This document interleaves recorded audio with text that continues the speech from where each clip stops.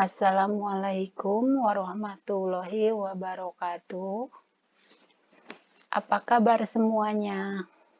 Semoga kalian semua selalu dalam keadaan sehat walafiat. Ibu ucapkan selamat datang kembali di mata pelajaran IPS kelas 9 semester genap. Baiklah, untuk pertemuan hari ini, Ibu akan menyampaikan materi bab 4, yaitu tentang Indonesia dari masa kemerdekaan hingga masa reformasi. Tujuan pembelajaran. Setelah membaca informasi dari berbagai literatur, peserta didik mampu menjelaskan perubahan dan kesinambungan bangsa Indonesia sejak kemerdekaan hingga masa reformasi secara kronologis. 2. Setelah berdiskusi, peserta didik mampu mendeskripsikan dampak perubahan dan kesinambungan sejak masa kemerdekaan hingga masa reformasi bagi kehidupan masyarakat Indonesia dengan cermat. 3. Setelah berdiskusi, peserta didik mampu menganalisis secara kronologis perubahan dan kesinambungan masyarakat Indonesia sejak masa kemerdekaan hingga masa reformasi.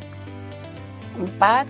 Setelah melakukan pengamatan dan evaluasi, peserta didik mampu menyajikan majalah dinding mengenai perkembangan kehidupan masyarakat Indonesia sejak awal kemerdekaan hingga masa reformasi dengan baik.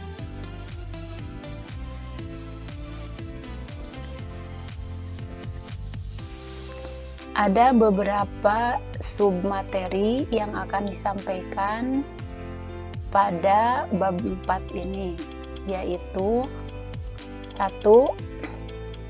Masa awal kemerdekaan dimulai tahun 1945 sampai 1949. 2. Masa demokrasi liberal dimulai tahun 1950 sampai 1959. 3. Masa demokrasi terpimpin dimulai tahun 1959 sampai 1945. 4. Masa Orde Baru dimulai tahun 1966 sampai 1998. Dan yang kelima, masa reformasi dimulai tahun 1998 sampai sekarang. Nah, untuk lebih jelasnya, silakan kalian simak video pembelajaran berikut ini. A. Masa awal kemerdekaan. Yang pertama, ada pembentukan BPUPKI dan PPKI. Pembentukan BPUPKI yaitu berkaitan dengan janji yang telah dikemukakan oleh pihak Jepang pada 1 Maret 1945. Kemudian diumumkan pembentukan Badan Penyelidik Usaha-Usaha Persiapan Kemerdekaan atau BPUPKI. BPUPKI terdiri atas 63 orang yang diketuai Dr. K.R.T. Rajiman Wedyodiningrat. Dalam aktivitasnya, BPUPKI mengadakan sidang sebanyak 2 kali. Sidang pertama dilaksanakan pada 29 Mei sampai 1 Juni 1945 dan sidang kedua dilaksanakan pada 10 sampai 17 Juli 1945. Yang kedua, pembentukan PPKI. Pada 7 Agustus 1945, BPUPKI dibubarkan karena dianggap telah menyelesaikan tugasnya, yaitu menyusun rancangan undang-undang dasar bagi negara Indonesia. Selanjutnya dibentuklah Panitia Persiapan Kemerdekaan Indonesia atau PPKI. Ketua PPKI adalah Insinyur Soekarno dan wakilnya Dr. Andes Muhammad Hatta. Sebagai penasihat diangkat Mr. Ahmad Subarjo.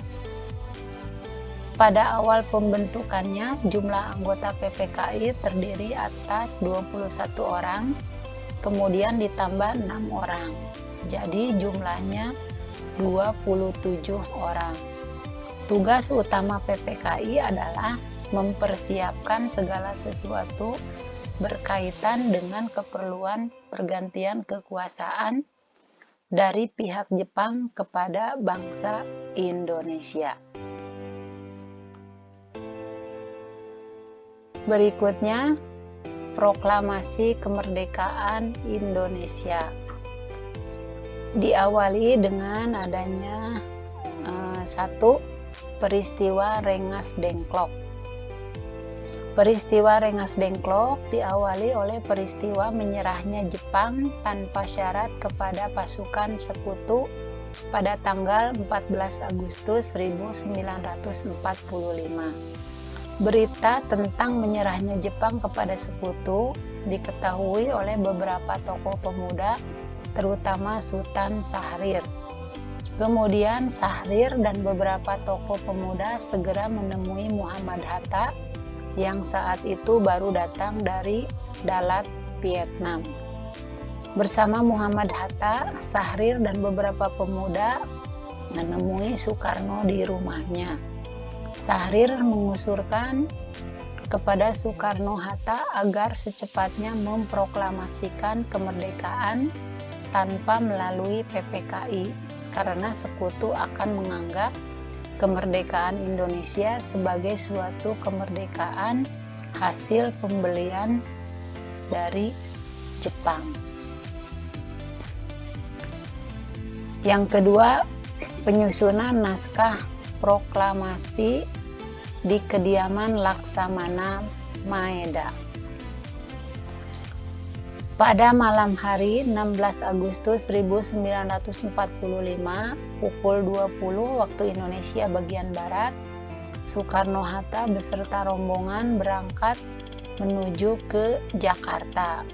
Mereka tiba di Jakarta pada pukul 23, lalu menuju rumah kediaman Laksamana Maeda.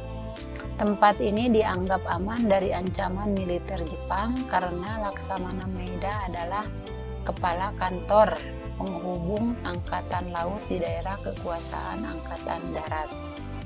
Di kediaman Laksamana Maeda inilah rumusan teks proklamasi disusun.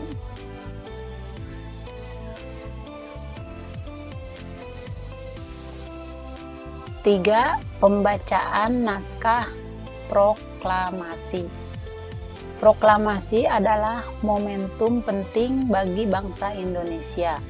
Kemerdekaan bangsa Indonesia merupakan langkah awal untuk menata diri agar diakui keberadaannya oleh dunia internasional.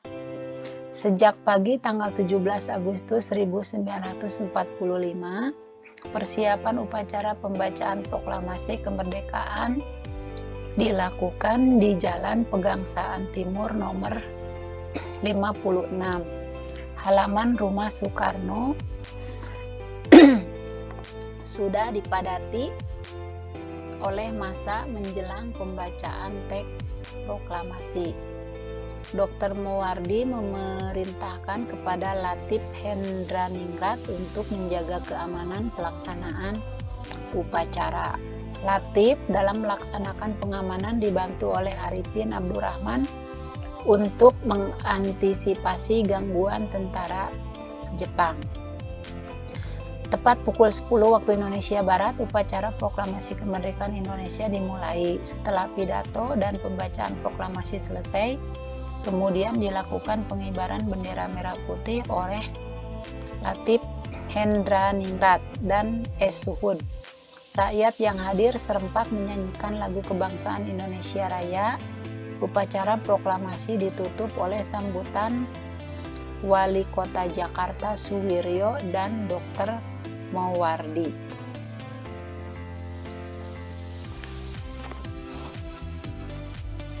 Kedua, pembentukan pemerintah daerah.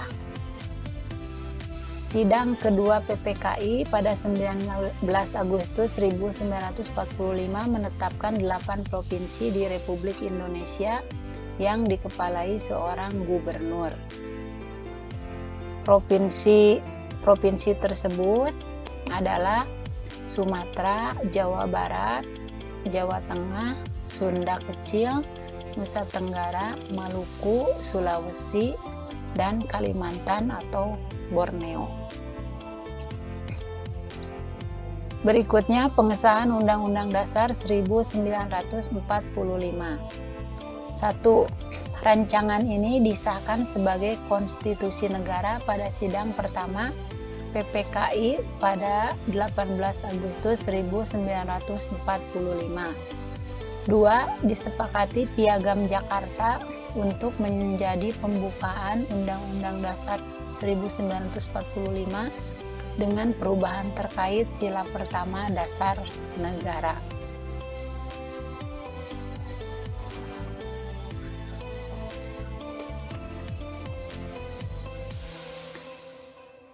Pemilihan Presiden dan Wakil Presiden.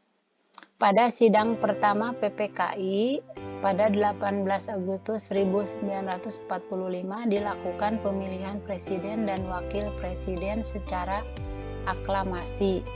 2. Otto Iskandar Dinata mengusulkan Soekarno dan Muhammad Hatta sebagai pasangan Presiden dan Wakil Presiden. 3. Soekarno dan Muhammad Hatta ditetapkan sebagai Presiden dan Wakil Presiden Republik Indonesia. Pembentukan Departemen atau Kementerian. Sidang kedua PPKI pada 19 Agustus 1945 membentuk kementerian atau departemen, yaitu 12 kementerian yang menjadi kabinet pertama Republik Indonesia. Pembentukan Komite Nasional Indonesia Pusat atau KNPI. Pada 22 Agustus 1945, PPKI mengadakan sidang ketiga yang menghasilkan pembentukan Komite Nasional Indonesia Pusat atau KNIP. KNIP ini diketuai oleh Mr. Kasman Singodimejo. Di tingkat daerah dinamakan Komite Nasional Indonesia Daerah atau KNID. Pembentukan Badan Keamanan Rakyat atau BKR. Pada 22 Agustus 1945 dibentuk Badan Keamanan Rakyat atau BKR dipimpin oleh Kolonel Sudirman. Pada 5 Oktober 1945, BKR berganti nama menjadi Tentara Keamanan Rakyat atau TKR.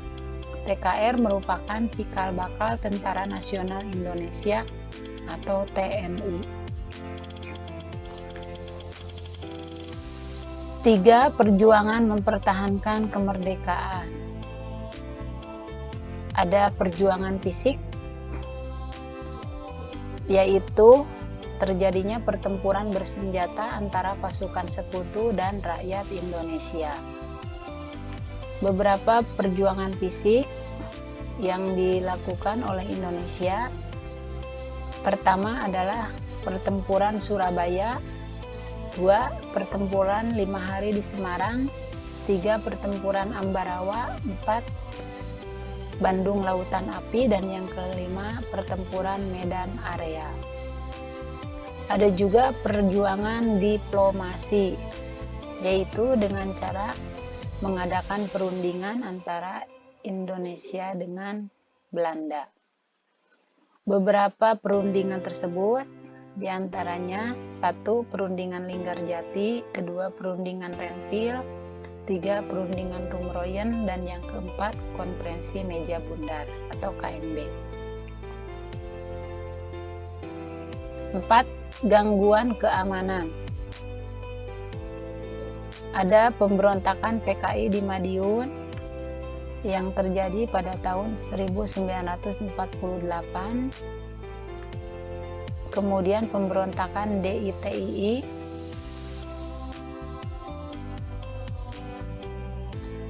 berikutnya kehidupan pada awal kemerdekaan. Kehidupan ekonomi. 1. Sebagai negara yang baru merdeka, Indonesia tidak memiliki kas negara. 2. Meningkatnya inflasi dan blokade ekonomi oleh Belanda. 3. Mengeluarkan kebijakan ekonomi, antara lain melakukan program pinjaman nasional, melakukan diplomasi beras dengan India, dan mengadakan hubungan dagang langsung dengan negara lain. Kehidupan pendidikan. 1. Memperbaiki sistem pendidikan dengan membentuk Panitia Penyelidik Pengajaran Republik Indonesia yang diketuai oleh Ki Hajar Dewantara. 2. Tujuan dibentuknya panitia ini adalah meneliti dan merumuskan masalah-masalah pengajaran. 3. Menyusun sistem pendidikan baru, yaitu pendidikan merdeka. Tujuannya adalah mendidik anak-anak menjadi warga negara yang diharapkan memberikan pengetahuannya kepada negara. Kehidupan pada awal kemerdekaan. Yang ketiga, kehidupan sosial. 1. Terjadi diskriminasi sosial dalam kehidupan masyarakat Indonesia. 2. Masyarakat Indonesia menempati lapisan sosial rendah. 3. Kondisi ini menyebabkan perbedaan hak yang diterima oleh masyarakat Indonesia. Yang keempat, kehidupan budaya. Seni sastra dan seni lukis merupakan budaya yang menonjol pada masa awal kemerdekaan. Berdirinya Balai Pustaka pada awal kemerdekaan menjadi pendorong perkembangan bahasa dan sastra Indonesia. 2. Pada awal kemerdekaan muncul karya sastra angkatan 45. Sebagian besar karya sastra pada angkatan ini bercerita tentang perjuangan merebut kemerdekaan.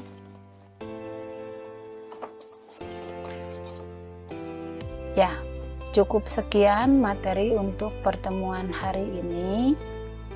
Untuk lebih jelasnya, silakan kalian pelajari kembali materi tentang masa kemerdekaan yang dimulai tahun 1945 sampai 1950 yang ada di buku paket halaman 200 sampai 237. Semoga materi pembelajaran hari ini bisa bermanfaat. Tugas untuk pertemuan hari ini, silakan kalian kerjakan aktivitas kelompok halaman 210 nomor 3. Itu saja materi untuk pertemuan hari ini. Terima kasih atas perhatiannya. Wassalamualaikum warahmatullahi wabarakatuh. Semangat ya belajarnya.